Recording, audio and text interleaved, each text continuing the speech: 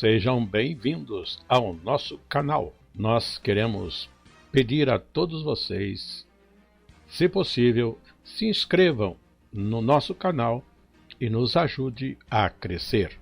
Também não esqueça de deixar ao final o seu like, se gostou ou não gostou do nosso estudo.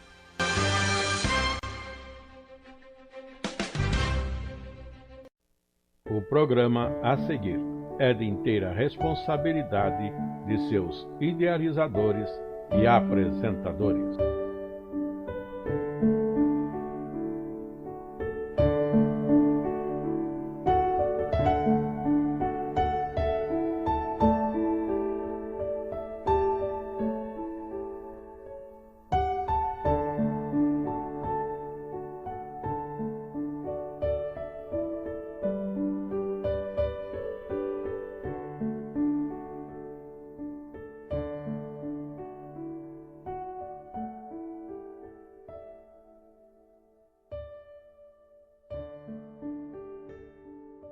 Mais uma vez, saudamos a todos que nos acompanham em nossos estudos das Sagradas Escrituras.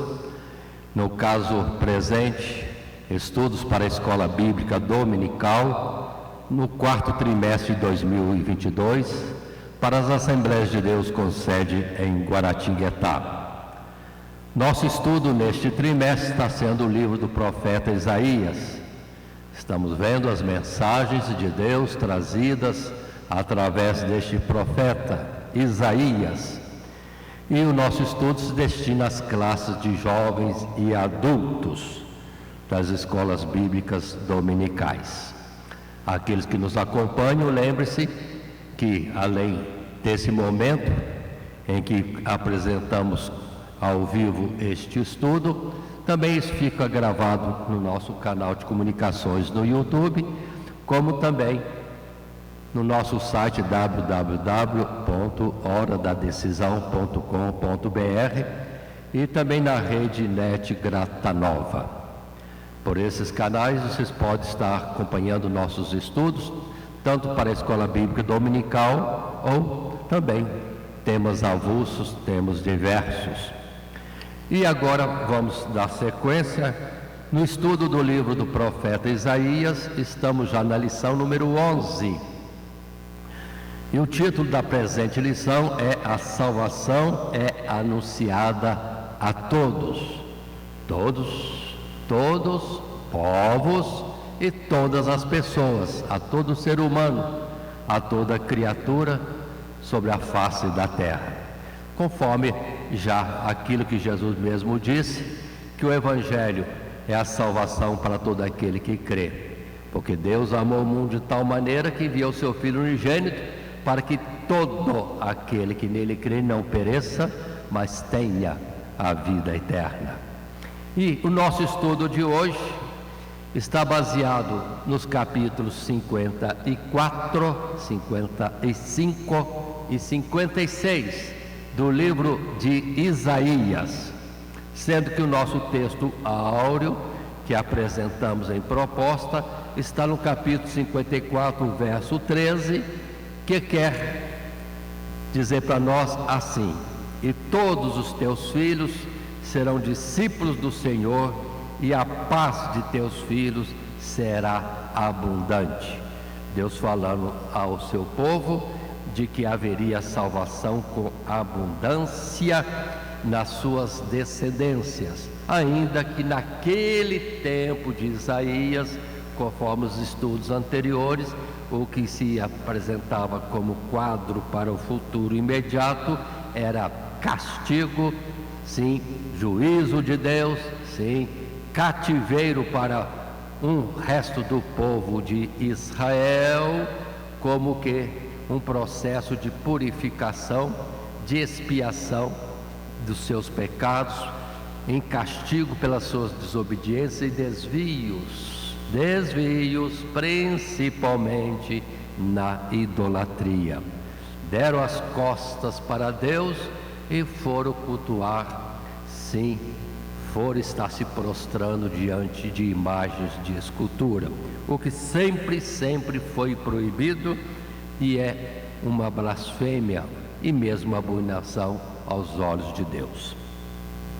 A nossa leitura bíblica em classe está no capítulo 54, os primeiros 13 versos. E, dando sequência, para os nossos estudos usamos um padrão de esboço, e o nosso esboço está baseado normalmente, além de uma introdução, também a conclusão e 3 subtítulos.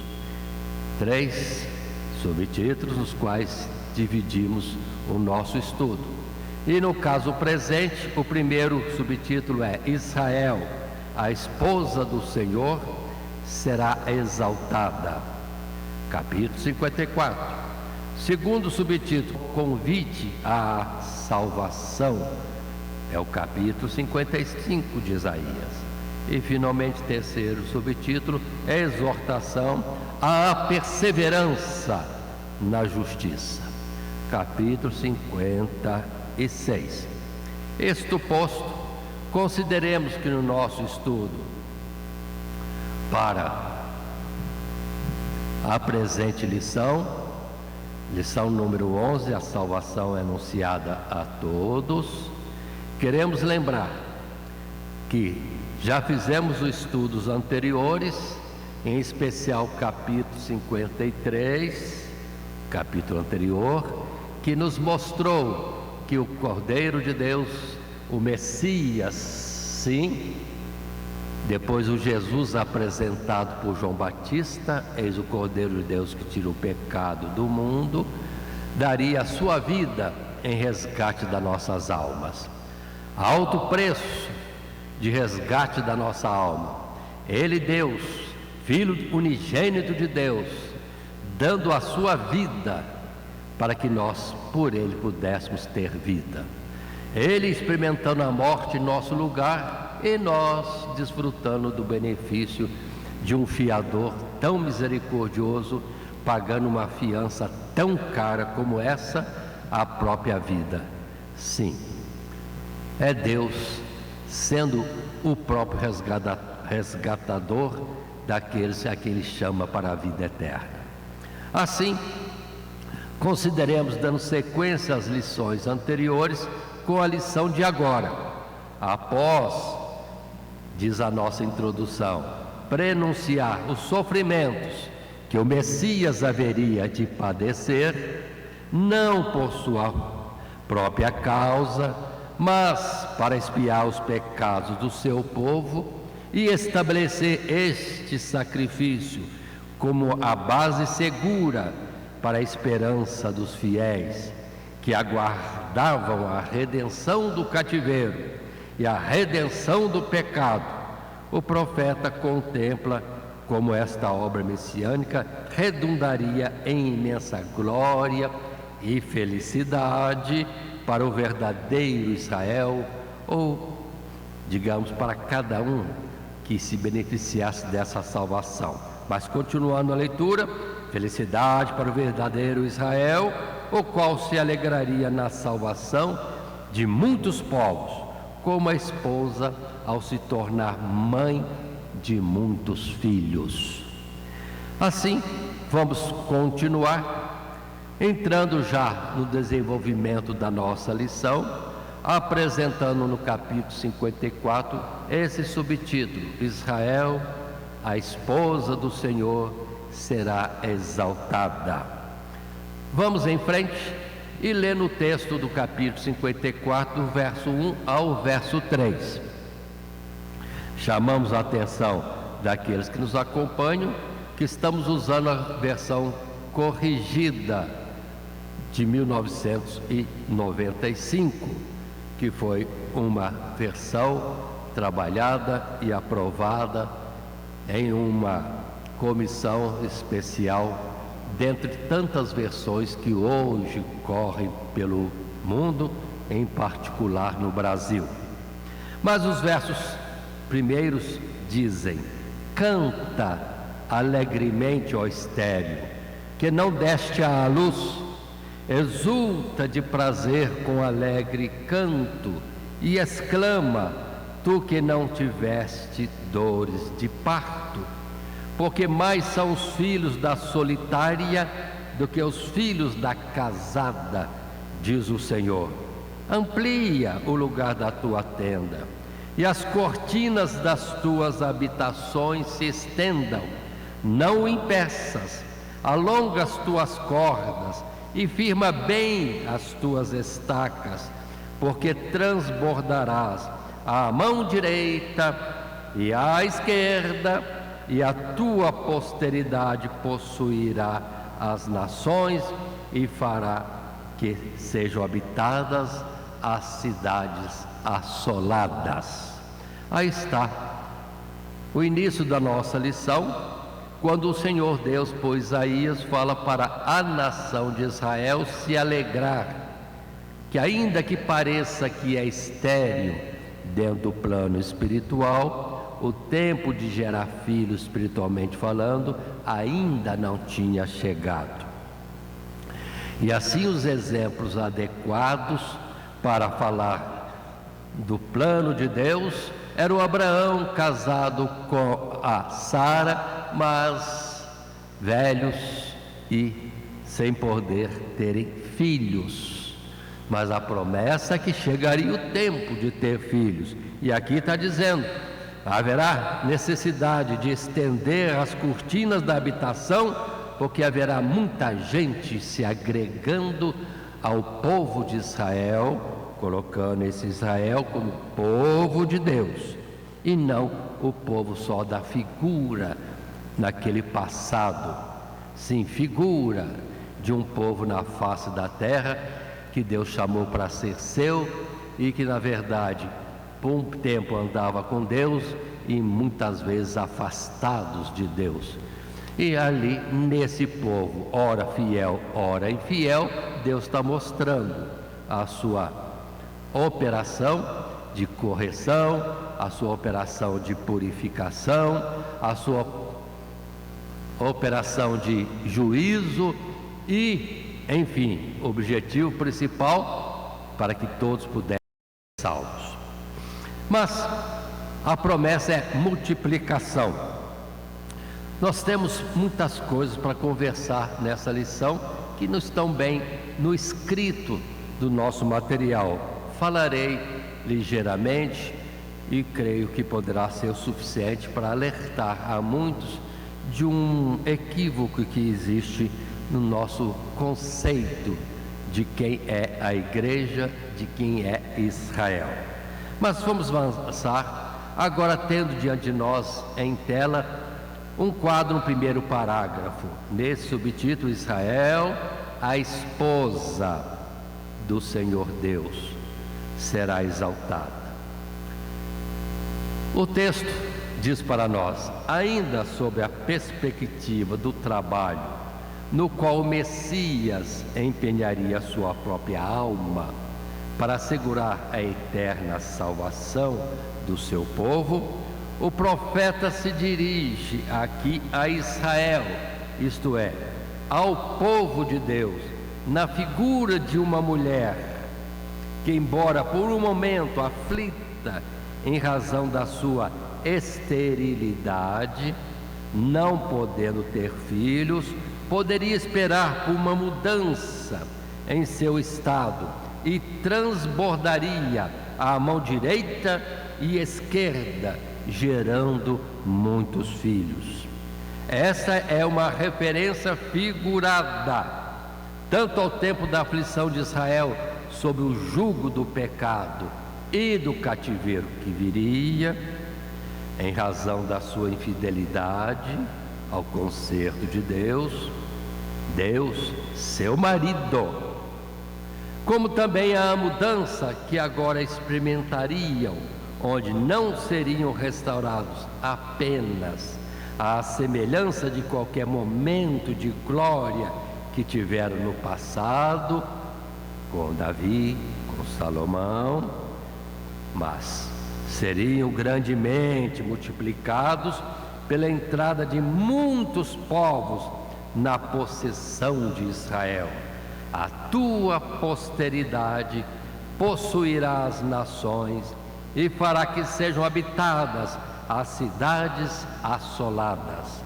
uma alusão tanto à restauração dos israelitas à sua terra, como à posterior salvação de muitos povos através do Evangelho.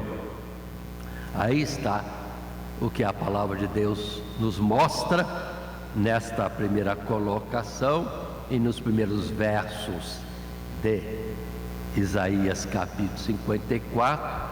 Para Deus, todo aquele tempo de um Israel carnal, falho, sempre debaixo de correção, porque pecavam continuamente, parece que não avançavam, não se multiplicavam, não prosperavam, mas a promessa é que haveria abundância de filhos, ou seja, multidões de pessoas fazendo parte do Israel, no plano de Deus, que não era primeiramente aquela figura daquele tempo passado, numa descendência quase que carnal de Abraão, mas numa descendência espiritual, aqueles que são da fé de Abraão, o que atinge todos os povos. Assim sendo, lembremos da palavra que depois Paulo vai anunciar, escrevendo aos Gálatas, no capítulo 4. E lembre-se que os Gálatas são gentios, é lá da Ásia, uma região, como poderia ser também uma carta escrita à Macedônia, uma carta escrita à Acaia, uma carta escrita à Pisídia, a carta escrita em qualquer outra região do mundo de então, onde Paulo diz, leiamos a partir do verso 26: mas a Jerusalém, ou a nação de Deus, que é de cima, é livre, a qual é mãe de todos nós, porque está escrito: alegra-te, estéril, que não dás à luz, esforça-te e clama, tu que não estás de parto, porque os filhos da solitária são mais do que os da que tem marido. Mas nós, irmãos, somos filhos da promessa, como Isaque. Mas como então aquele que era gerado segundo a carne perseguia o que era segundo o Espírito, assim é também agora. Mas que diz a Escritura? Lança fora a escrava e seu filho, porque de modo algum o filho da escrava herdará com o filho da livre. De maneira que, irmãos, somos filhos não da escrava, mas da livre. É muito importante entendermos esse aspecto, porque chamar o povo de Israel como que uma mulher estéril, porque naquele tempo da figura, parece que eles não avançavam. Lembremos de Abraão e Sara estéreis, gerando a Ismael, que veio a ser contrário ao Isaque, quando este nasceu 13 anos depois. O Ismael estava se multiplicando e o Isaque quietinho em casa, e depois, quando casa, também Rebeca é estéril, e depois vem o Jacó, e parece demorar a gerar filhos, parece que não vingava a semente de Abraão, de Isaque e de Jacó. Mas em Jacó, felizmente, depois de um tempo longo de espera, sem precipitação, como aqueles que correm para casar novos demais, nós temos o Jacó vindo sim mostrar que chegava um tempo de multiplicação, gerando ele 12 filhos, que vêm ser os patriarcas das futuras 12 tribos da nação de Israel. Se naquele tempo das figuras existia um povo, figura, existia também uma cidade, figura terrestre, mas Deus está falando de uma cidade celestial, uma Jerusalém que é de cima, e de uma população, de uma descendência daqueles que são como as estrelas do céu, uma multidão que ninguém pode contar. ainda que recuemos, que na visão carnal, mais são os que estão fora da nação de Israel, ou que não são povo de Deus, do que os que são salvos. Só que os que não são salvos é como aqueles que se levantam e depois tombam no pó e deixam de existir. Ou seja, nunca crescem. Esses nunca crescem, porque não tem a vida. Essa é retirada. É como a areia da praia do mar. Agora, aqueles que são da descendência espiritual, chamados para ser do povo real de Deus, esses, ainda que em pequeno número, ainda que morram na face da terra, para Deus não morrem, estão dormindo para serem despertados, para serem levados para as mansões celestiais, na volta de Jesus, no arrebatamento da igreja. Aí, esses vivos são maior quantidade do que os outros, que enquanto estiveram vivos, pareciam ser em maior número, mas morreram, deixaram de existir, são nada. Enquanto que a geração espiritual, a geração dos salvos, vai aumentando de descendência em descendência, de geração em geração, através dos milênios que vão passando, e será uma multidão incontável nos lugares celestiais. É isso que Deus está falando. E também o Paulo dizendo, falando a respeito do Israel espiritual. E observem, dando continuidade ao texto bíblico, Isaías 54, agora do verso 4 ao 10, nesse ainda primeiro subtítulo, Israel, a esposa do Senhor será exaltada. Num segundo parágrafo, nós vamos entrar daqui a pouco, o verso 4 em diante diz: não temas, porque não serás envergonhada, e não te envergonhes, porque não serás confundida. Antes te esquecerás da vergonha da tua mocidade, e não te lembrarás mais do opróbrio da tua viuvez. Porque o teu Criador é o teu marido, Senhor dos exércitos é o seu nome, e o Santo de Israel é o teu Redentor. Ele será chamado Deus de toda a terra, porque o Senhor Deus te chamou como uma mulher desamparada, triste de espírito, como uma mulher da mocidade que é desprezada, diz o teu Deus. Por um pequeno momento te deixei, mas com grande misericórdia te recolherei. E em grande ira escondi a face de ti por um momento, mas com benignidade eterna me compadecerei de ti, diz o Senhor, o teu Redentor. Porque isso será para mim como as águas de Noé, pois jurei que as águas de Noé não inundariam mais a terra. Assim jurei que não me irarei mais contra ti, nem te repreenderei, porque as montanhas se desviarão, e os outeiros e os outeiros tremerão, mas a minha benignidade não se desviará de ti, e o conserto da minha paz não mudará, diz o Senhor que compadece de ti.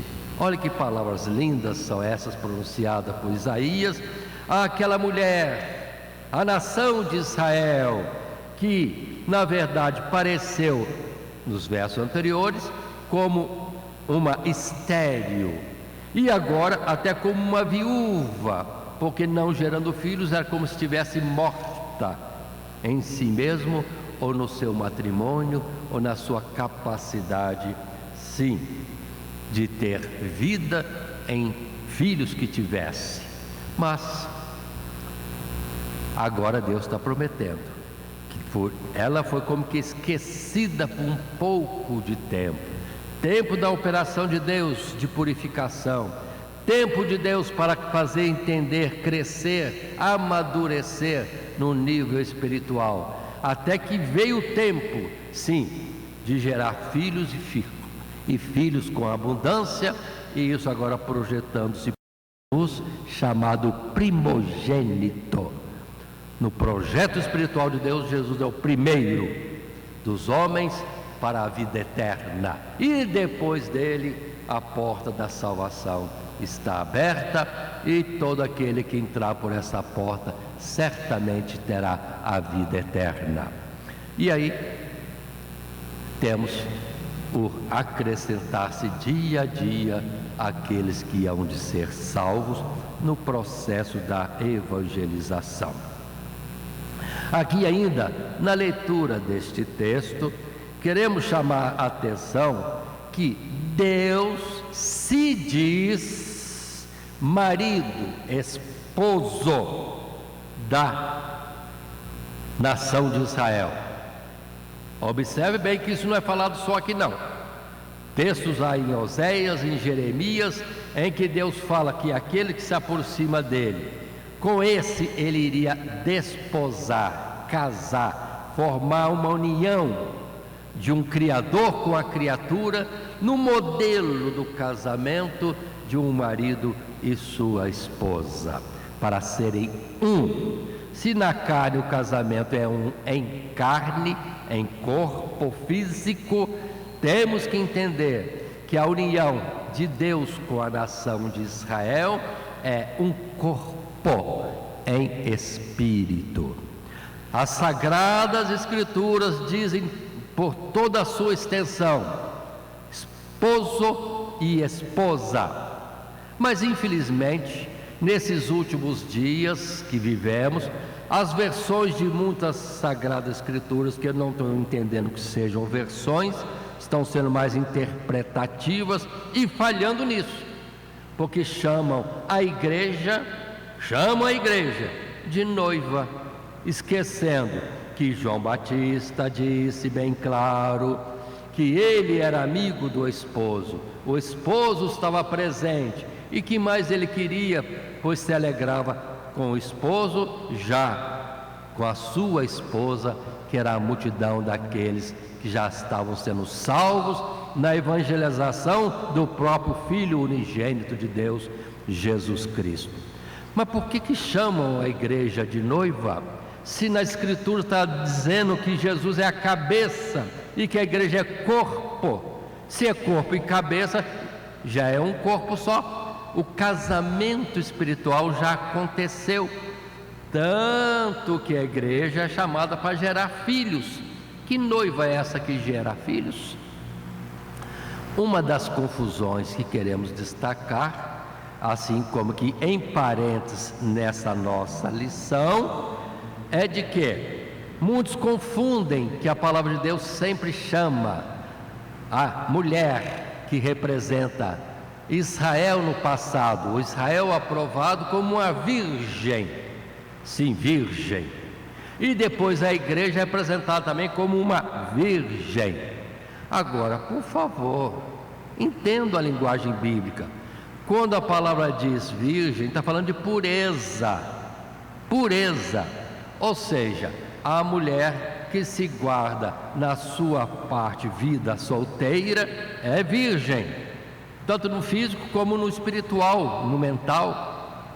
Agora, uma vez que essa moça, antes virgem fisicamente, se casa, ela continua sendo pura, guardando-se para o seu marido, onde a Bíblia usa a expressão virgem, e muitos se confundem com isso e fica só no aspecto físico, esquecendo que Deus olha o espiritual.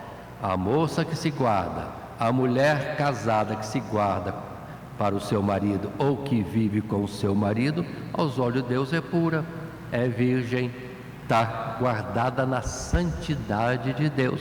E muitos, não entendendo isso, chamam a igreja de noiva, que parece bonito, mas é falha no conhecimento, porque a igreja, como Israel no passado e nesse modelo aqui, por Deus é chamada de esposa.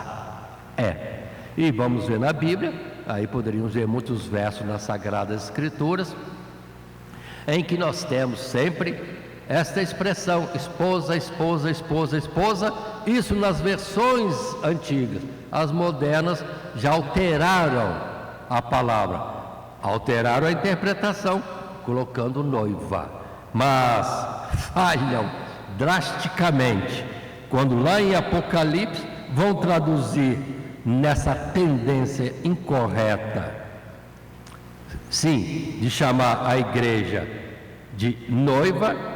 Erram drasticamente quando dizem, dentro da palavra que temos em Apocalipse, chamando a igreja de noiva, a mulher do Cordeiro.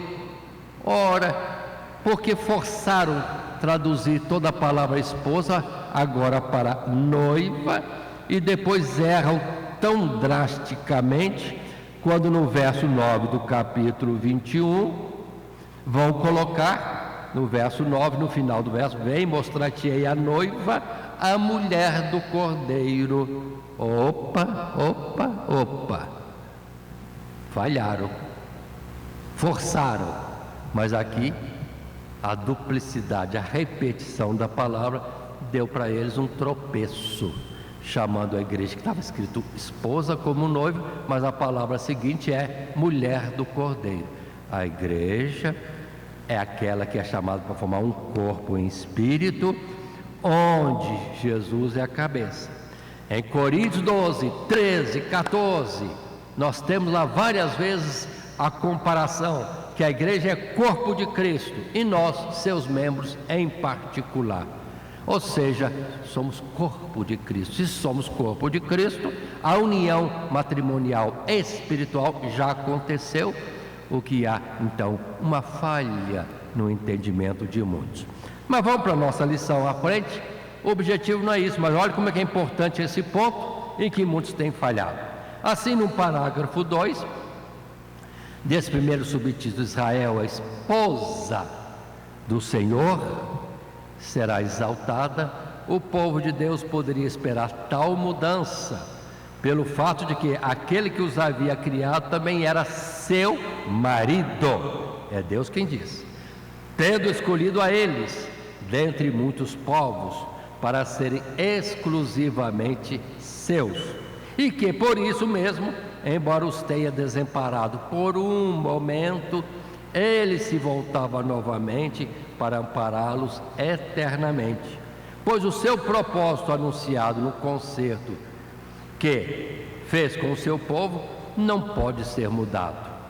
O juízo foi necessário, mas uma vez esgotado o castigo, a misericórdia de Deus triunfou e não mais seria repetido, tal como no juízo do dilúvio. Uma vez passando o juízo sobre alguém pela aflição alcançando a purificação, lembre-se da palavra que estudamos há pouco tempo, que Deus nos faria ser purificados no cadinho da aflição.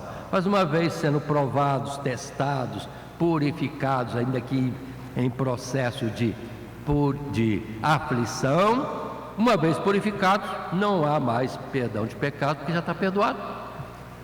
Ou seja, essa é a operação de salvação na fiança, na redenção que há em Cristo Jesus.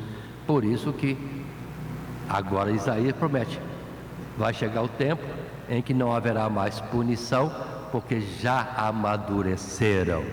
Ou, conforme temos no Novo Testamento, a palavra diz: aquele que em vós começou a boa obra, a completará e a aperfeiçoará até os dias de Cristo Jesus. Continuando, ainda dentro do texto de Isaías 54, agora do verso 11 em diante, nesse subtítulo, Israel, a esposa do Senhor, será exaltada, abrindo assim o que vamos depois ver no terceiro parágrafo. Mas Isaías 11, verso 11 do capítulo 54 em diante diz: ó oprimida, arrojada com a tormenta e desconsolada, eis que eu porei as tuas pedras, com todo o ornamento te fundarei sobre safiras, e as tuas janelas farei cristalinas, e as tuas portas de rubins, e todos os teus termos de pedras aprazíveis, e todos teus filhos serão discípulos do Senhor Deus, e a paz de teus filhos será abundante. Com justiça serás confirmada, e estarás longe da opressão, porque não temerás, ou já não temerás, e também do espanto, porque não chegará a ti. Eis que poderão vir a juntar-se, mas não será por mim. Quem se ajuntar contra ti, cairá por amor de ti. Eis que eu criei o ferreiro que assopra as brasas do fogo, que produz a ferramenta para a sua obra. Também criei o assolador para destruir. Toda ferramenta preparada contra ti não prosperará, e toda língua que se levantar contra ti em juízo, tu a condenarás. Esta é a herança do servo do Senhor, e a sua justiça que vem de mim, diz o Senhor. Agora observem bem que esse fato que aqui é falado, ainda que muitos viram a glória de Deus, um evangelho de poder e graça, de operação de maravilhas e prodígios correndo pela face da terra, outros, entretanto, continuam no processo de perseguições, sendo oprimidos, injustiçados. Mas a palavra é verdadeira. Sobre eles está o reino de Deus. São cidadãos do reino de Deus, sofrendo ainda neste mundo, mas ainda que a morte lhes sobrevenha, para eles é alívio, é lucro, porque deixam o padecer do tempo presente e ficam guardados na sepultura, aos olhos de Deus dormindo, para serem depois levados para os lugares celestiais naquele último dia. Por isso que os mártires e aqueles que têm confiança em Deus da sua salvação não se preocupam com as injustiças desse presente tempo, porque tem a vida eterna. Porque se afligir e lamentar coisas deste mundo? Entendamos essas partes todas para compreendermos a veracidade da palavra de Deus. Mas o texto que temos em tela diz para nós, terceiro parágrafo, a glória da igreja nos tempos que estavam por vir é comparada ainda a um edifício que seria solidamente fundamentado e ricamente adornado. E consideremos que, em grande medida, esta é outra forma de se referir ao incremento das almas, não apenas trazidas de todas as nações para serem agregadas aos fiéis de Israel, mas todas e cada uma unindo-se ao povo eleito como verdadeiros discípulos do Senhor Deus, assim tomando parte na construção desse grande edifício que é a igreja, tal como blocos ou pedras vivas ou tijolos vivos. É a expressão que temos tanto em Ezequiel, a figura da Jerusalém numa visão futura, ou a Jerusalém de Apocalipse, capítulos 21 e 22. Ou seja, o crescimento, a glória, a riqueza, a precisão, a perfeição da organização do povo de Deus nos céus é como uma cidade cujas ruas são de ouro e os muros de cristal. Aí, figuras e mais figuras para falar de uma riqueza, uma perfeição, uma glória, uma excelência que só falando figuradamente através de pedras preciosas. Assim é a obra de Deus em cada um de nós, pelo que aqueles que são retirados da terra, salvos pela pregação do Evangelho de Cristo Jesus, são chamados como o ouro puro ou as pedras preciosas deste mundo. Deus considera as pessoas fiéis e que a Ele vêm como pedras preciosas, que na mão dele são buriladas. Sim, o perfeito ourives as faz ser brilhantes e com formatos indescritíveis, que veremos somente quando estivermos nos lugares celestiais. E dentro dessas palavras, dessa salvação atingindo a todos, e essa colocação de algo excelente para a frente, primeiramente temos Efésios, no capítulo 2, os versos 17 a 22, que dizem para nós, falando do Evangelho publicado, e vindo ele, o próprio Jesus, evangelizou a paz a vós, que estáveis longe, aos que estavam perto, porque por ele ambos temos acesso ao Pai em um mesmo Espírito, assim que já não sois estrangeiros nem forasteiros, mas concidadãos dos santos e da família de Deus, edificados sobre o fundamento dos apóstolos e dos profetas, de que Jesus Cristo é a principal pedra da esquina, no qual todo edifício bem ajustado cresce para templo santo no Senhor, no qual também vós juntamente sois edificados para a morada de Deus no Espírito. Aí está, multidão de gente, todas as nações, é para todo aquele que crê. Sim, são congregados como cidadãos dos céus, não mais estrangeiros, gentios, não, agora são cidadãos do céu, do reino de Deus. E, noutra comparação, sim, como que edificados, casa espiritual para o nosso Deus. Aí a ideia da cidade construída com preciosidade e com tudo naquilo que é o mais excelente. Ou conforme Pedro também diz na sua primeira carta, no capítulo 2, no verso 4 e verso seguinte, ao dizer que nós, chegando-nos para Ele Cristo Jesus, a pedra viva, Ele reprovada na verdade pelos homens, mas para com Deus eleita e preciosa. Vós também, como pedras vivas, sois edificados casa espiritual e sacerdócio santo, para oferecerdes sacrifícios espirituais agradáveis a Deus por Jesus Cristo. Aí está a excelência nossa. Nós somos, sim, pedras acrescentadas ou montadas ou estruturadas num processo de uma edificação, obra de Deus, sobre a pedra principal que é Cristo, e nós sendo algo esplêndidos, sim, comparados àquilo que há de mais precioso na terra.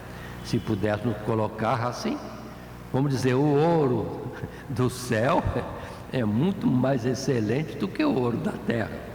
O diamante celestial é infinitamente mais precioso e valioso do que o diamante da terra, para nós entendermos que tudo é figurado e no céu as coisas serão além daquilo que possamos imaginar com a nossa mente. Continuando, podemos entrar agora na segunda parte do nosso esboço, o segundo subtítulo, o convite à salvação. Se existirá uma multiplicação de gente, de salvos chamados para a salvação, formando o povo de Deus, o convite vem no capítulo 55 de Isaías, onde podemos estar lendo os primeiros 5 versos, nesse subtítulo já 2. E diz assim, lendo o verso 1 em diante: ó vós, todos que tendes sede, vinde às águas, e vós que não tendes dinheiro, vinde, comprai, comei. Sim, vinde e comprai, sem dinheiro e sem preço, vinho e leite. Porque gastais o dinheiro naquilo que não é pão, e o produto do vosso trabalho naquilo que não pode satisfazer? Ouvi-me atentamente, e comei o que é bom, e a vossa alma se deleite com a gordura. Inclinai os ouvidos e vinde a mim, ouvi, e a vossa alma viverá. Porque convosco farei um concerto, uma aliança, um concerto perpétuo, dando-vos as firmes beneficências de Davi. Eis que eu o dei como testemunha aos povos, como príncipe e governador dos povos. Eis que chamarás a uma nação que não conheces, e uma nação que nunca te conheceu correrá para ti, por amor do Senhor teu Deus e do Santo de Israel, porque Ele te glorificou. Aí está a chamada para a salvação, endereçada a todos que derem atenção às palavras do Evangelho. Por isso que Tiago veio depois dizer: ouvi com mansidão as palavras em voz enxertada, porque elas têm poder. A palavra de Deus, ou as palavras da evangelização, têm poder de salvar as vossas almas. Isso posto, vamos para o texto em tela, que é o nosso primeiro parágrafo, no segundo subtítulo: convite à salvação. Para evidenciar a abundância de vida e bênçãos que haveria no reinado do Messias, o profeta convida aos israelitas para que, considerando sua própria necessidade de salvação, poderiam obtê-la gratuitamente em Deus, não gastando seus recursos e trabalhando por coisas vãs, mas dando ouvidos à palavra do Senhor Deus. Ouvi é a máxima, e a vossa alma viverá. Mais uma vez o Senhor Deus reafirma a imutabilidade ou imutabilidade do seu propósito de salvá-los, referindo-se ao conserto e às firmes beneficências ou misericórdias prometidas a Davi, para que este se assentasse eternamente sobre o trono de Israel, e que, em alusão ao próprio Messias, se cumpriram na ressurreição, quando ele foi dado como testemunha aos povos, como príncipe e governador dos povos, estendendo seu domínio a todas as nações, a povos que jamais sequer haviam perguntado pela salvação. Aí cumpre uma palavra de Oséias, que muitos que não conheciam ao Senhor Deus, não tinham ao Deus verdadeiro como seu Deus, seriam esses atraídos para conhecer este Deus verdadeiro, e eles diriam: o Senhor é o nosso Deus, e Deus olharia para eles e diria: este é o meu povo. É a chamada daqueles que não conheciam o Evangelho, para que através do conhecimento do Evangelho se tornassem, aí sim, povo de Deus, reconhecendo, sim, crendo que o Deus de Abraão, Isaque e Jacó, o grande eu sou, era o Deus deles, a quem eles agora passavam a servir. E assim, outros textos na Sagrada Escritura temos, como em Lucas capítulo 24, o verso 47 e seguinte: e em seu nome, em nome de Jesus, se pregasse o arrependimento e a remissão, o perdão dos pecados em todas as nações, começando por Jerusalém. E dessas coisas sois vós testemunhas. Lucas escrevendo o que Jesus mandou: pregue o Evangelho, todo aquele que crê terá o perdão dos seus pecados. Lógico, podemos usar palavras mais, mas resumidamente, quem crê no Senhor como aquele que pagou as suas dívidas, as suas transgressões, tomou o seu lugar de réu no juízo de Deus, pronto, não tem mais nada que prestar conta, nenhuma condenação há para aqueles que estão em Cristo Jesus. Já em Atos capítulo 13, verso 34, uma das pregações no início da evangelização, quando Paulo, Barnabé sai pelo mundo pregando o Evangelho, o ensino foi esse: falando de Jesus, e que o ressuscitaria dos mortos, ou seja, o Messias ressuscitaria dos mortos, para nunca mais tornar a corrupção. Disse-o assim: as santas e fiéis bênçãos de Davi vos darei. Pelo que também outro salmo diz: não que o teu santo veja corrupção, porque na verdade, tendo Davi no seu tempo servido conforme a vontade de Deus, dormiu e foi posto junto de seus pais e viu a corrupção.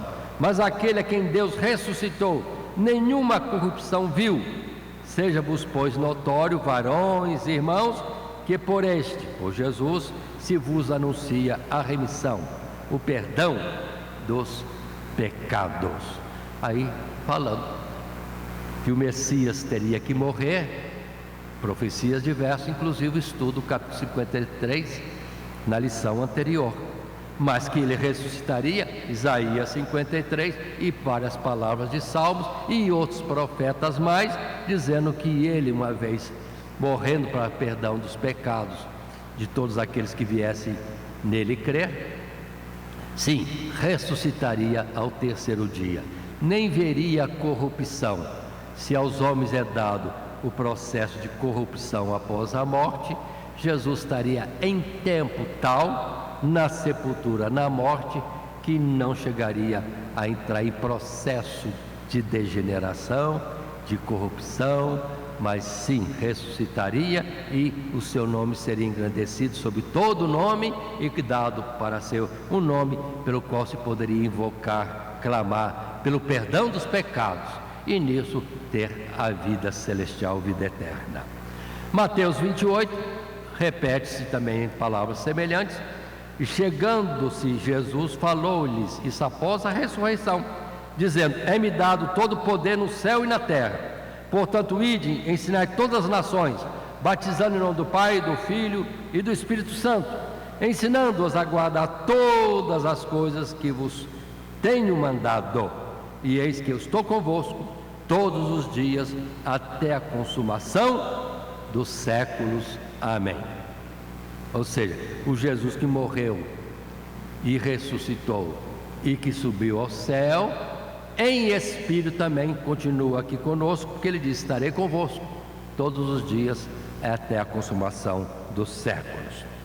E ainda nesse segundo subtítulo, convite à salvação, antecipando o parágrafo 2º, leiamos em Isaías 55 os versos 6 até 13, dentro desse estudo do capítulo 55, na lição número 11.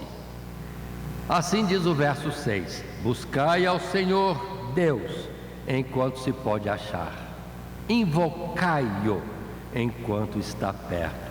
Deixe o ímpio o seu caminho e o homem maligno os seus pensamentos, e se converta ao Senhor Deus, que se compadecerá dele. Torne para o nosso Deus, porque grandioso é em perdoar. Porque os meus pensamentos não são os vossos pensamentos, nem os vossos caminhos os meus caminhos, diz o Senhor.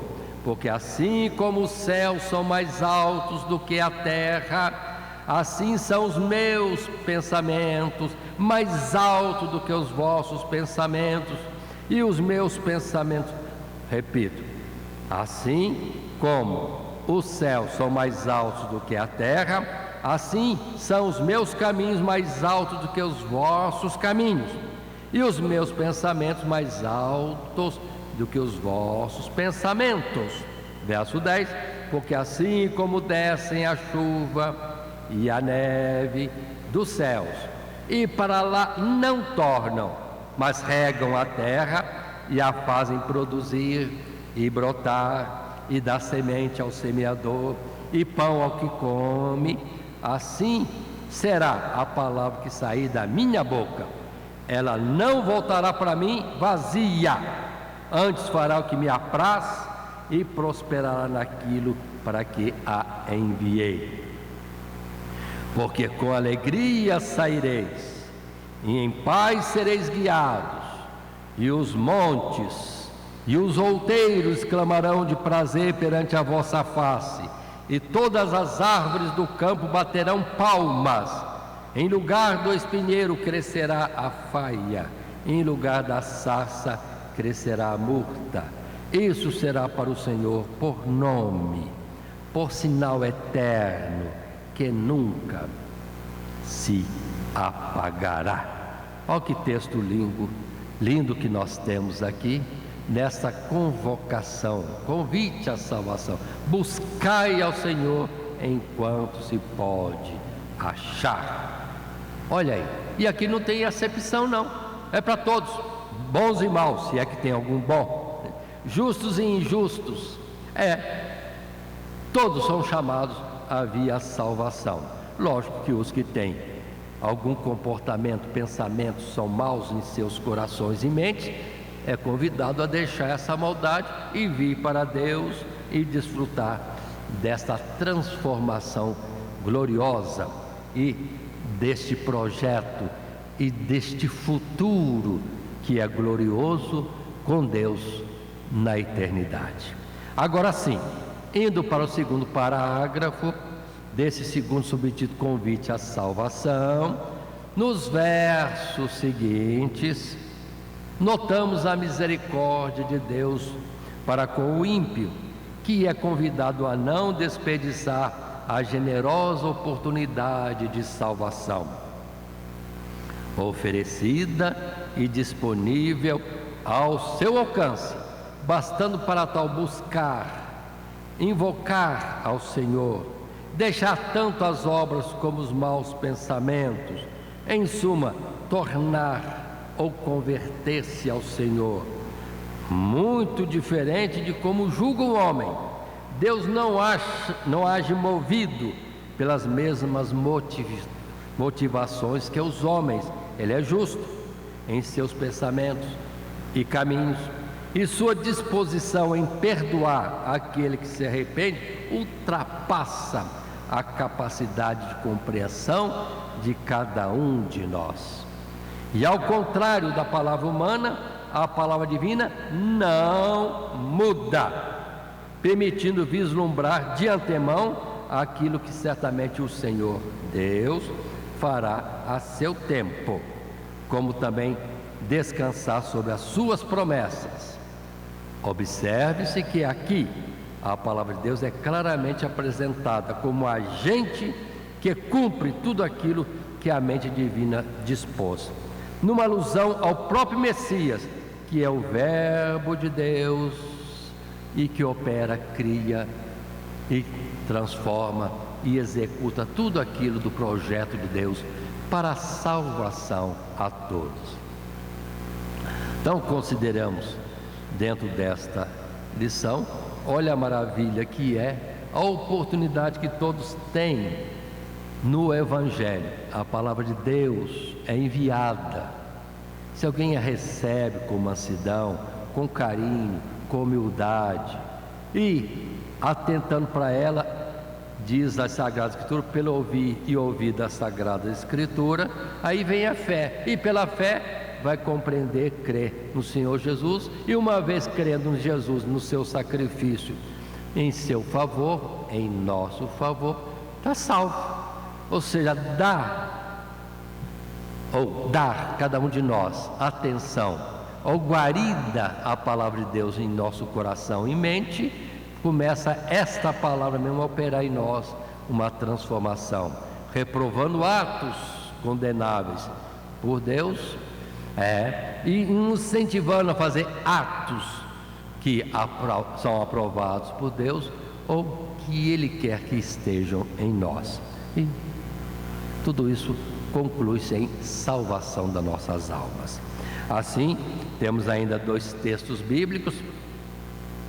Em Êxodo 34, verso 6, está escrito: passando, pois, o Senhor perante a sua face, clamou Jeová, o Senhor, Deus misericordioso e piedoso, tardio em iras e grande em beneficência e verdade, e que guarda a beneficência em milhares, que perdoa a iniquidade e a transgressão e o pecado, que ao culpado não tem por inocente, que visita a iniquidade dos pais sobre os filhos e sobre os filhos dos filhos até a terceira e quarta geração.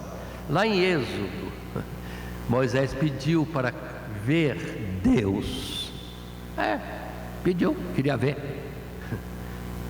Na verdade, ele pediu dentro de uma experiência que ele viria a alcançar. Deus não é algo visível ou tocável como matéria, do qual se possa dizer, ali vai Deus, o seu contorno é esse, a sua cor, volume e altura. Não. A hora que Deus se apresenta a Moisés, Moisés olha para Deus, não vê estrutura de altura, de peso, de largura, não. Ele só vê em Deus virtudes. Deus misericordioso, Deus piedoso, Deus tardio em iras, Deus grande em beneficência, em benignidade. Ou seja, Deus é amor, é a excelência das virtudes. Por isso que Deus não tem pressa de condenar o homem. Caim falhou terrivelmente, Deus vem conversar com ele, dá a oportunidade dele compreender o seu erro, compreendendo, lamentar, arrepender-se, e Deus teria a solução para ele. Assim para nós também, Deus não nos fere, nos mata na primeira transgressão. Ele é paciente, longânimo. Qual a dimensão disso? Não sei, mas que é grande em misericórdia Muitas expressões bíblicas falam sobre isso. E Ele quer salvar. Em João capítulo 1, no Evangelho, sim, o escritor do Evangelho diz: no princípio era o Verbo estava com Deus, e o Verbo era Deus, Ele estava no princípio com Deus, todas as coisas foram feitas por Ele, e sem Ele nada do que foi feito se fez. Ou seja, Jesus aqui é chamado de Verbo, palavra, expressão de Deus, que enviada foi ao mundo para quê? Para que tudo pudesse fazer, em particular, operar em nós a salvação de nossas almas. A palavra de Deus, sim, tem poder para as coisas serem realizadas. Deus enviou a sua palavra e tudo se fez. Agora tira essa expressão palavra como eco ou som e coloca poder, que é Cristo Jesus, expressa a imagem de Deus, sim, o resplendor da sua glória.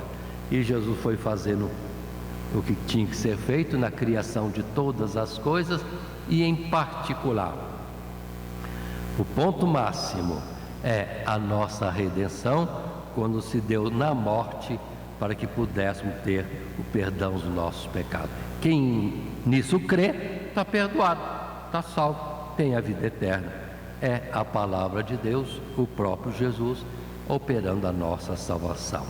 Ele diz: sem mim nada podeis fazer, mas dando a Ele oportunidade, abrindo o nosso coração, sendo obedientes à direção do seu Espírito, se realiza principalmente em nós, primeiro a mudança do nosso ser, a nossa justificação, a nossa santificação e por fim a vida eterna, com Ele nos céus. Finalmente chegamos à terceira parte do nosso estudo. A salvação é anunciada a todos. A salvação é anunciada a todos é o nosso título da lição. E o subtítulo terceiro, exortação à perseverança na justiça. É quando entramos no capítulo 56. E o capítulo 56, dando início, verso 1 até o verso 5, diz para nós assim: assim diz o Senhor Deus, mantende o juízo, fazei justiça, porque a minha salvação está prestes a vir, e a minha justiça a manifestar-se. Bem-aventurado o homem que fizer isso, e o filho do homem que lançar mão disso, que se guarda de profanar o sábado, e guarda a sua mão de perpetrar algum mal, E não fale o filho do estrangeiro que se houver chegado ao Senhor, dizendo: de todo me apartará o Senhor do seu povo. Nem tampouco diga o eunuco: de todo me apartará o Senhor do seu povo. Repito, nem tampouco diga o eunuco: eis que eu sou uma árvore seca, porque assim diz o Senhor Deus a respeito dos eunucos que guardam os meus sábados e escolhe aquilo que me agrada e abraçam o meu concerto. Também lhes darei na minha casa e dentro dos meus muros um lugar e um nome melhor do que o de filhos e filhas, um nome eterno darei a cada um deles, que nunca se apagará. Que coisa linda é essa aqui!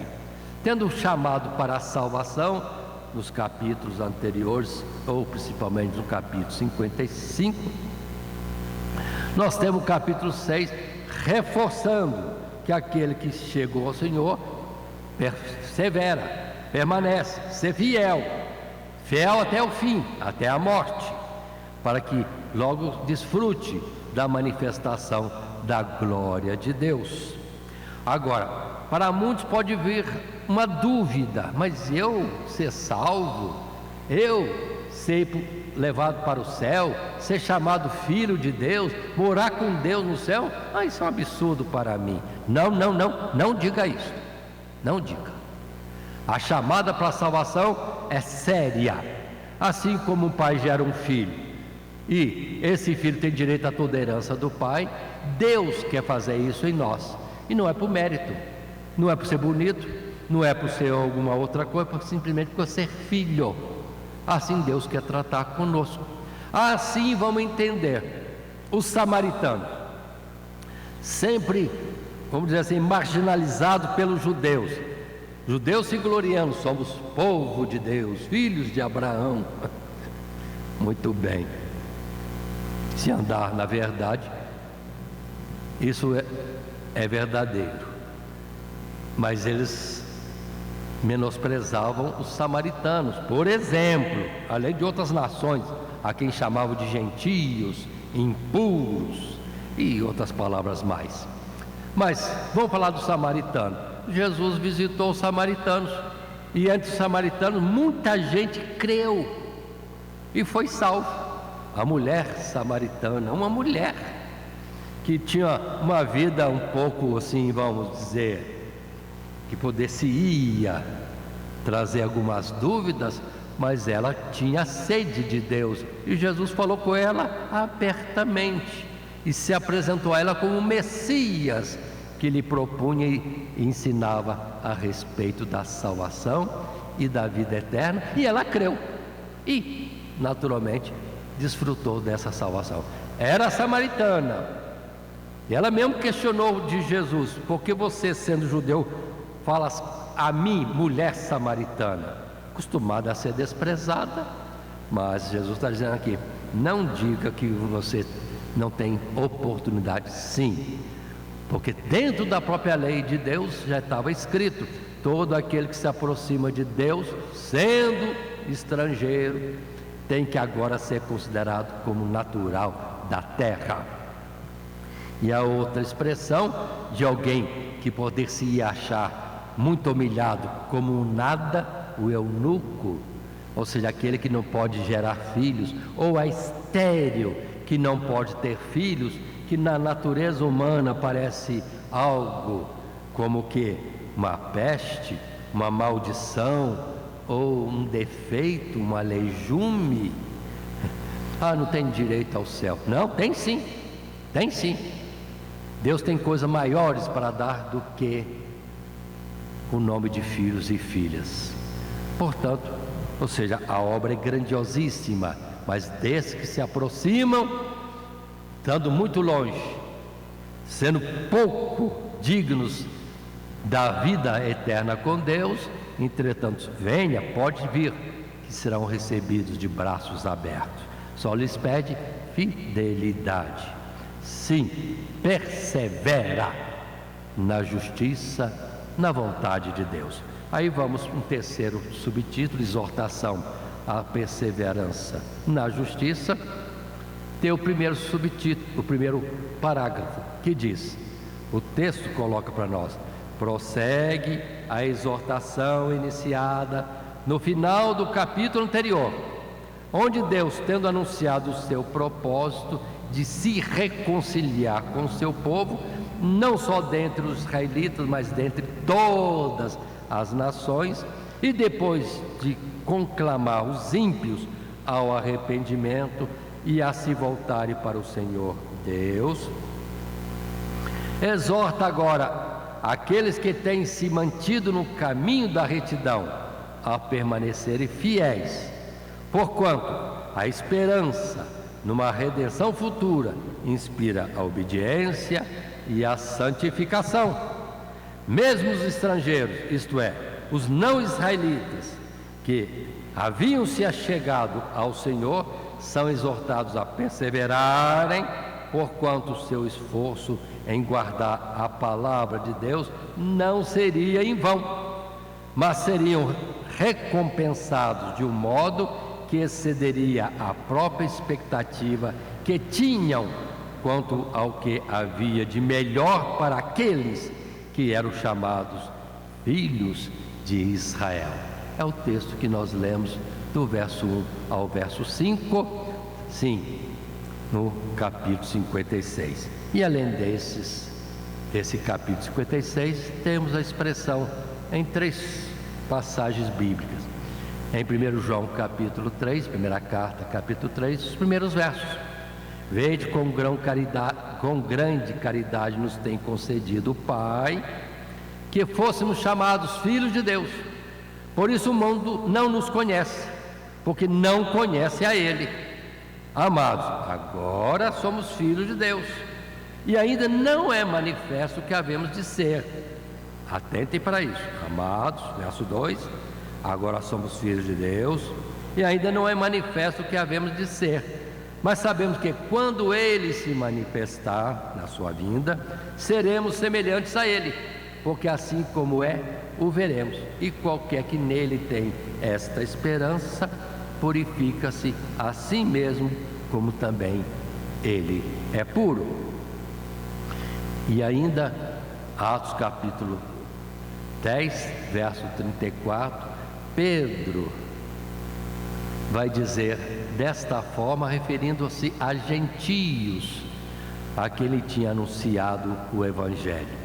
E abrindo Pedro a boca, disse: reconheço, por verdade, que Deus não faz acepção de pessoas, mas que lhe é agradável aquele que em qualquer nação o teme e faz o que é justo. Por isso aquela outra palavra que temos na Sagrada Escritura: os olhos do Senhor contemplam todos os homens na face da terra. Todo aquele que ordena bem o seu caminho, esse o servirá. Ou seja, Deus o chamará para ser seu servo, seu amigo, seu filho, e com ele habitar nos céus. Romanos capítulo 2, verso 26, a explicação de que é o verdadeiro povo de Deus, o verdadeiro Israel, ou aquele que é contado como sendo de Deus. Verso 26 em diante diz: se pois a incircuncisão, os gentios, guardarem os preceitos da lei, porventura a incircuncisão não será reputada como circuncisão? E a incircuncisão, que por natureza o é, se cumpre a lei, não te julgará porventura a ti, que pela letra e circuncisão és transgressor da lei? Porque não é judeu o que o é exteriormente, nem é circuncisão ou judeu a que o é exteriormente, na carne, mas é judeu o que o é no interior, circuncisão a que é do coração, no espírito, não na letra, cujo louvor não provém dos homens, mas de Deus. Aí está o detalhe, que Deus olha o coração e conhece. Muita gente tem títulos de judeu, de cristão, de filho de Deus, de aprovado das coisas de Deus. Mas Deus sabe se é verdade. Deus conhece a cada um de nós. E se de fato formos no coração, no espírito, fiéis a Deus, aí sim somos de Deus, sendo israelita ou não, ao parecer dos homens sendo aprovado ou não, se aprovado por Deus, é o quanto basta. Assim, continuando, ainda nesse terceiro título, exortação à perseverança na justiça, verso 6 do capítulo 56, continua a nossa história, o nosso estudo. E diz a palavra: e aos filhos dos estrangeiros que se chegarem ao Senhor para o servirem e para amarem o nome do Senhor, sendo deste modo servos seus, todos os que guardarem o sábado, não o profanando, e os que abraçarem o meu concerto, também os levarei ao meu santo monte e os festejarei na minha casa de oração. Os seus holocaustos, os seus sacrifícios serão aceitos no meu altar. Eu vou colocar uma palavra mais: as suas orações serão aceitas, porque a minha casa será chamada casa de oração para todos os povos. Esses versos 6 e 7 ficam no mesmo colocar, na mesma expressão dos versos anteriores, que é a exortação à perseverança e ao mesmo tempo convite à salvação ou permanecer na fidelidade para a salvação. Mas agora, totalmente ao contrário do que tem sendo falado agora, vem outra palavra de juízo. Verso 8 a 12: assim diz o Senhor Jeová, que ajunta os dispersos de Israel, ainda juntarei outros aos que já se ajuntaram. Vós todos os animais do campo, todas as feras dos bosques, vinde comer. Todos os seus atalaias são cegos, nada sabem, todos são cães mudos, não podem ladrar, andam adormecidos, estão deitados e amam tosquenejar. E esses cães são gulosos, não se podem fartar, e eles são pastores que nada compreendem. Todos eles se tornam para o seu caminho, cada um para a sua ganância, cada um por sua parte. Vinde, dizem eles, traremos vinho e beberemos bebida forte, e o dia de amanhã será como este dia, ainda maior e mais famoso. Então, verso 8 até o verso 12 do capítulo 56, Deus outra vez parece que tira os olhos daqueles que estão sendo chamados para a salvação e do carinho que Deus fala com ele e com as grandes promessas que Deus fala para ele, e volta e vê líderes religiosos que na verdade não estão preocupados com as ovelhas, e Deus então vai puni-los, Deus vai trazer o seu juízo, e eles achando que vão prosperar dia a dia, ao dia da manhã vai ser melhor do que hoje, vivendo errado, não sendo aqueles que fazem o papel de pastores, porque cabe ao pastor pastorear as ovelhas, mas pastores que apacentam a si mesmo, Deus não os aprova e serão cobrados em um juízo que certamente próximo chegará. Então, outra vez, palavra de juízo em meio a uma palavra de salvação. E assim, o segundo parágrafo do terceiro subtítulo, exortação à perseverança na justiça, nos coloca as Sagradas Escrituras, ou o nosso material de classe, o texto que está em tela. Nos últimos versos, depois de mais promessas, versos 6 e 7, a palavra parece mudar radicalmente de assunto, voltando a tratar dos pecados e da culpa de Israel quanto ao castigo que se abateria sobre eles. E nesse sentido o Espírito se estenderá ainda mais nos próximos capítulos, uma vez que o Senhor sempre esteve pronto a ouvir a oração do povo, desde aquela casa que foi chamada casa de oração para todos os povos, sob a condição de se converterem e se humilharem diante dele. Aqui são repreendidos os líderes de Israel, os quais eram movidos tão somente pela avareza e ganância, enquanto sua negligência em seus deveres fazia o povo perecer. Guias cegos, sim, guiando a outros cegos, e isso daria como resultado ambos caírem na cova ou não terem prosperidade nesta vida. Aí volta a palavra exortando em 2 Crônicas capítulo 7, verso 12 em diante, palavras antigas, sempre repetidas, até hoje, sim, século 21, a palavra é a mesma, repetida. Verso 12 diz: e o Senhor Deus apareceu de noite a Salomão e disse-lhe: ouvi a tua oração e escolhi para mim este lugar, para a casa de sacrifício. Se eu cerrar ou fechar os céus e não houver chuva, ou se ordenar aos gafanhotos que consumam a terra, ou se enviar a peste entre o meu povo, e se o meu povo, que se chama pelo meu nome, se humilhar e orar e buscar minha face e se converter dos seus maus caminhos, então eu ouvirei dos céus e perdoarei os seus pecados e sararei a sua terra. Agora estarão abertos os meus olhos e atentos os meus ouvidos à oração deste lugar. Ou seja, sempre Deus estava pronto a ouvir o clamor dos povos, mas desde que deixassem os seus maus caminhos. Podiam ir a Jerusalém no tempo antigo, hoje pode clamar a Deus em verdade e em espírito, e Deus terá os seus olhos abertos, seus ouvidos atentos ao clamor, sim, ao clamor que se chega a Ele. Mas só chega a Ele se em nós houver, vamos dizer assim, sinceridade de propósitos e a busca por melhores procedimentos e por bons pensamentos na nossa mente.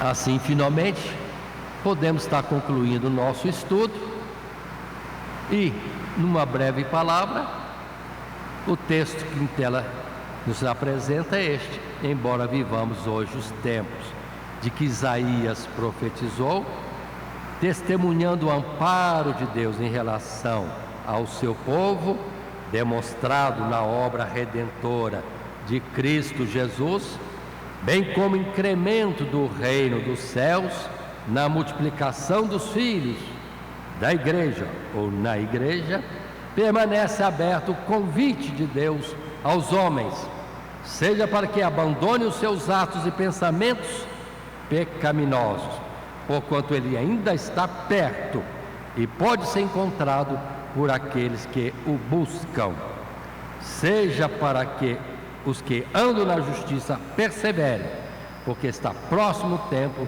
de cada um receber o seu galardão conforme as suas obras.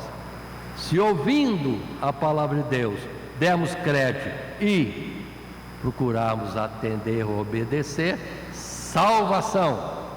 Mas se ouvindo a desprezarmos ou negligenciarmos ou deixarmos de lado, não priorizando isto, certamente seremos semente que foi comida pelos pássaros e não vingou na terra. Ou seremos como semente entre os pedregais, não prosperamos.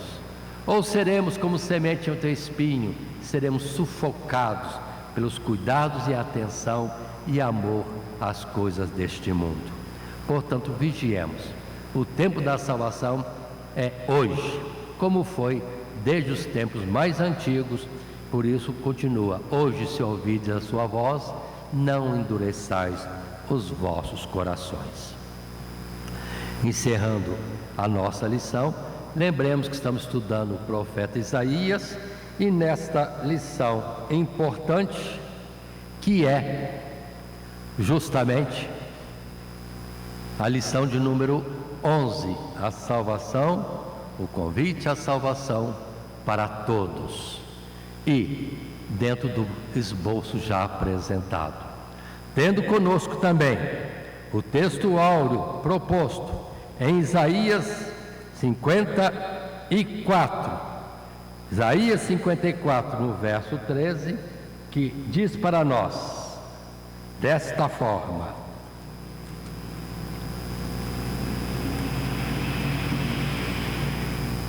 e todos teus filhos serão discípulos do Senhor, e a paz de seus filhos será abundante. A promessa de paz e paz eterna da parte do nosso Deus. E assim encerramos essa lição de número 11. Que Deus abençoe a todos em Cristo Jesus. Amém.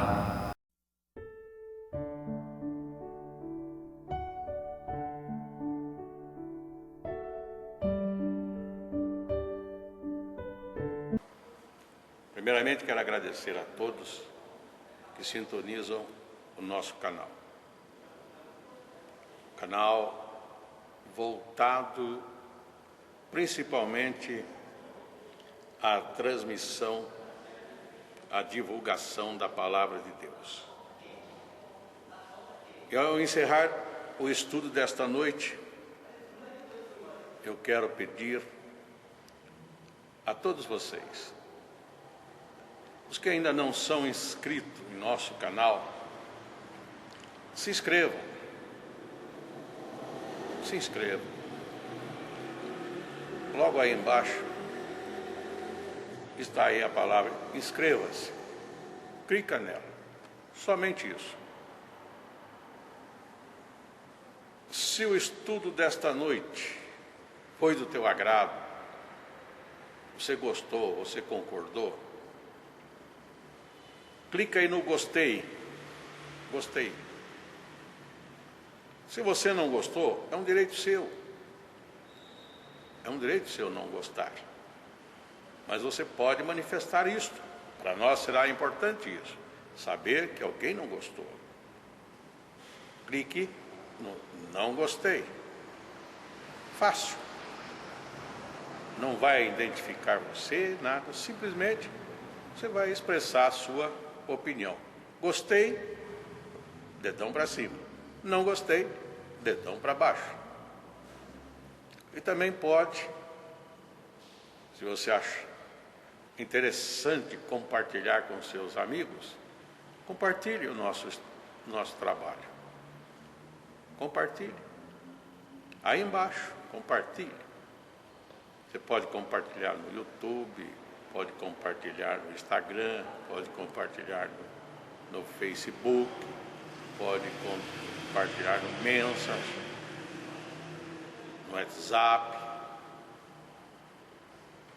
Vai simplesmente nos ajudar a crescer. Porque o nosso objetivo não é financeiro. Não é financeiro. Pode ver que os nossos trabalhos são todos sem fins lucrativos. Coopere conosco. Nos ajude. Temos também os nossos blogs, a nossa emissora na web, Rádio Net Grata Nova. Tudo isso você encontra aí embaixo na descrição do nosso vídeo, do nosso estudo. Dá uma olhada, todos os endereços estão aí, junto à descrição dos nossos estudos. E eu agradeço, primeiramente a Deus, por tudo que Deus tem feito nesses anos que nós estamos trabalhando na internet. E a você, que toda semana entra no nosso canal. Deus te abençoe. Todo dia, toda hora, muito mais prazer em ouvir. Radionet Grata Nova. Web Rádio, a qualidade que faz a diferença, cada vez mais necessária. Rede Grata Nova de Evangelização. Acesse nosso site www.horadadecisão.com.br. Hora da Decisão, tudo junto, sem acento.